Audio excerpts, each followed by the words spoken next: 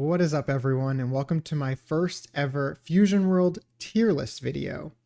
Fusion World has been out for a little over 3 weeks now, and I think it's finally time to talk about the worst and the best decks. So instead of just ranking the leaders, I'm going to be ranking the best version of the deck that I believe those leaders are in. I've played every deck, some more than once, so every time I talk about a deck, it's going to pop up above me, so you can go check that out if you want.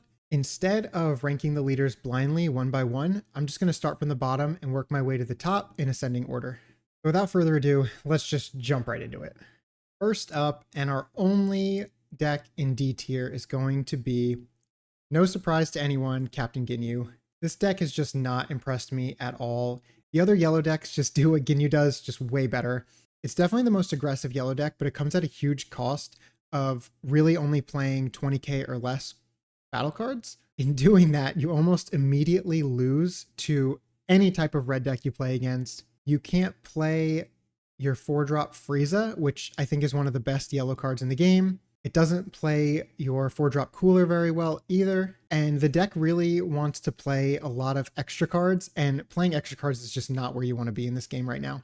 Moving on to C tier, I also only have one deck in here, and that's going to be the Android 17 green deck. I don't think this deck is necessarily bad. It just doesn't do what green wants to do as well as the other green decks. Green is probably the best color in terms of raw power level, but the 17 deck just doesn't play to its bombs as well as the other decks do. The early game in the 17 deck is a lot more disjointed. You're playing more off curve than the other decks, whereas in Broly, you're going to just like play your 1-drop, play your 2-drop, and then on 3 you play Destructive Strength.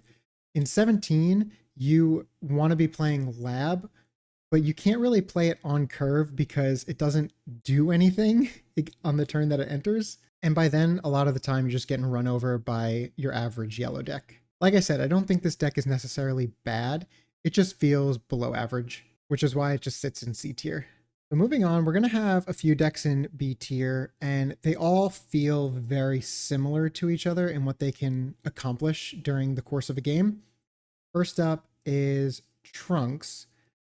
So Trunks can play really well against the red decks. It can definitely out-tempo the opponent by just like bouncing their threats with either Trunks' ability or the other Trunks cards, or even Goten. You self-awaken very easily. The biggest issue I have with this is I have a very hard time closing the game out.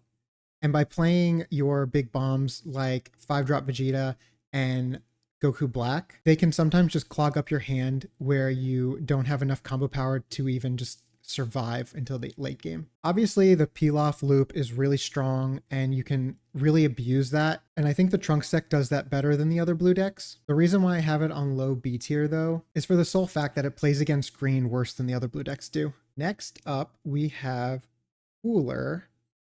So there are two different ways to play the Cooler deck that I've seen and that I've tried.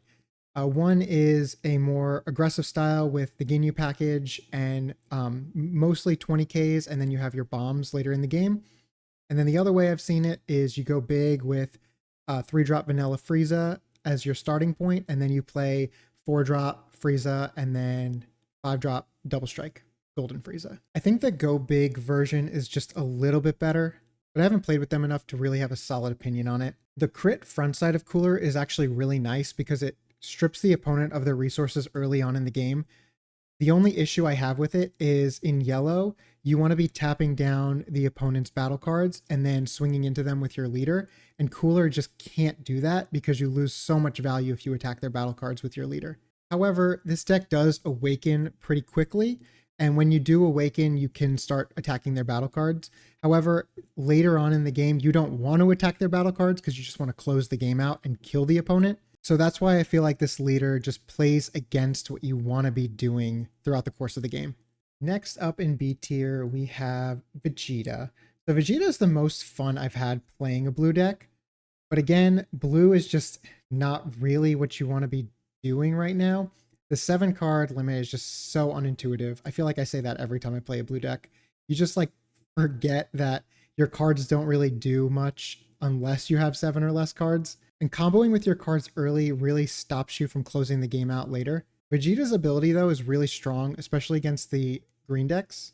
Because like early on in the game, you can be aggressive with your board, tempo the opponent by bouncing their battle cards and then attacking with your Vegeta as a 35k attacker. And against green, you just need to be super aggressive.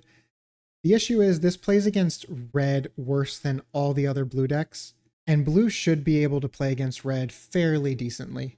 Vegeta to me just feels like you don't have many bad matchups, but you also don't have any good matchups at all. Last up on the top of B tier, we have the U7 Goku. This deck is just kind of boring, honestly. Every deck you play with this just feels kind of the same. You play on curve throughout the whole game, and if you stumble at any point during the game, you really have a hard time of catching back up. You need to awaken very quickly by at least turn 3, but when you're aggressively doing that, you have a hard time of just protecting your battle cards. And when you're playing aggressively, protecting your battle cards is of utmost importance because by letting them die, you lose so much tempo. You've spent energy playing your battle card, and when it dies, it feels like you just lost that entire turn. The best part about this deck is it can really kill the opponent out of nowhere if they are also stumbling, because some of your 1-drops can just swing into the opponent's awakened leader, which feels really good. So while U7 Goku isn't bad, I think it is probably the worst of the red leaders right now. So now moving on to A tier, this is where I think like the really good decks start. And I'm going to start us off with Beerus. This deck is a little tricky because you can play it one of two different ways. One way would be just like a pure control deck where you're constantly killing the opponent's battle cards and then you're just waiting to finally end the game after you've dealt with all of their threats. The second way to play it is just like a go big red deck, whereas Universe 7 is more small battle cards and being aggressive. Beerus sacrifices the early game for just like the big cards in the late game. The backside ability is honestly amazing, where you can just like take away the opponent's smaller battle cards or even shrinking their 35Ks to then play your 5-drop Beerus and wipe pretty much the entire board. It's going to stay in the lower end of A tier because I feel like it doesn't have a solid identity like the rest of the decks above it do. But all in all, it's a really solid deck, and I know it's been doing really well and putting up some really solid numbers. Next up in A tier, one of my other favorite decks to play in Goku Black. This is by far the best tempo strategy in the game right now, where you can easily clear the opponent's board with bounce effects and tuck effects. And then sometimes you can just outrace the aggro decks by just winning on turn 4. Goku Black is definitely the closest thing this game has to a combo deck. I kind of equate it to an old school modern deck called Splinter Twin, where on turn 4, you just play your Splinter Twin on your Deceiver and you just automatically win the game. It's not that strong, but it's very close. And then sometimes if you go second, you can play Goku Black on turn 3, and those games just feel like you can't lose. It sits in the middle of A tier because I believe it's the best. Nope. It sits in the middle of A tier because I believe it's the best blue deck. That sounded dumb. It's sitting in the middle of A tier because I believe it's the best blue deck, and it's above Beerus because it has a great Beerus matchup. It has a great red matchup in general. If I'm playing Goku Black, I want to see red across the table. Now, sitting at the very top of the A tier is Gohan.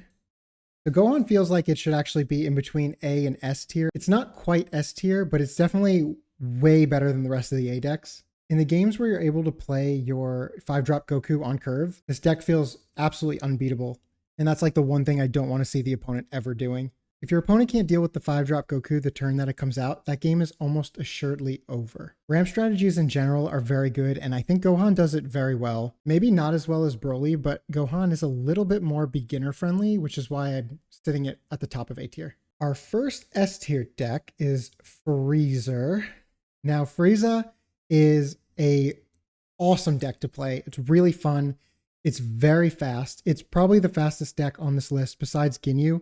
But Ginyu has other problems, so that's why it's all the way down in D. What Frieza does well, it does very well. You're able to deploy threats on curve when you want them. You're then also able to tap down the opponent's battle cards, which prevents them from comboing with the battle cards that they've already played, thus giving yourself a really good opportunity to hit the opponent as often as possible. It's a better Ginyu package deck than even Ginyu itself. And you're able to play your 4-drop Frieza, which in my opinion is probably the best 4-drop in the game, for virtually no downside. What makes Frieza the best yellow deck is that the issues you had with Cooler are not present in Frieza. You're able to tap down the opponent's battle cards, and if you don't want to awaken your opponent too quickly, you can then attack the battle cards and still get your value from drawing your card. Your best matchups when playing Frieza are all of the green decks, and your worst matchups are probably the red decks. And even though your win rate against Broly is pretty high, it's still slightly below because Broly is still better against the field. And speaking of Broly, the next S tier deck is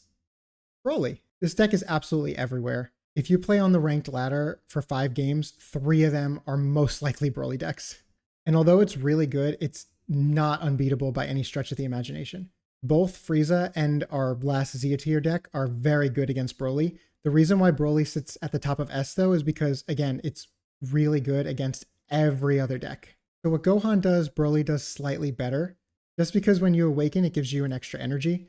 So you can get to your 8 just like slightly faster than Gohan can. And then everyone knows once you get to 8, the game is usually over.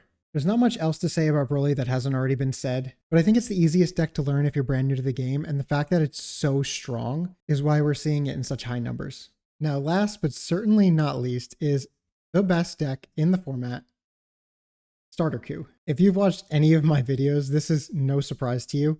I love this deck so much, and I firmly believe this is the best deck right now. It has a great matchup against all the yellow decks, especially Frieza, and all the green decks, especially Gohan. The Broly matchup is also very good, with your worst matchups being all of these fringe blue decks, like Trunks. Not so much against Vegeta, but Goku Black is probably your toughest matchup. Now my argument as to why it's the best, because I feel like I need to defend it. Red can play both mid-range and aggro. So against yellow, you can be this mid-rangey deck where you sort of control the board and stop them from doing anything, and then wait until the later turns where you can just kill them out of nowhere. Now against green, like Broly and Gohan, you can be very aggressive. And Starter Coup actually does aggression way better than U7 Goku does. So in Magic, aggro is about deploying your threats and then protecting them whenever you can. And the U7 Goku cannot protect your threats as well as Starter Coup can, because when you let your threats die, you're losing tempo throughout the game. So in order to constantly apply pressure, you have to save as much as you can on board. Now for my last point, 2-drops are your most important cards. And not only does red have the best 2-drop in hit, Starter Coup plays hit better than all the other red decks as well. So in a meta full of Friezas and Brolys, be the Goku. So that's my list. Make sure you comment down below and let me know what I got right, what I got wrong. Can't wait to hear it. Don't forget to like and subscribe on the way out, and I will see you next time. Peace.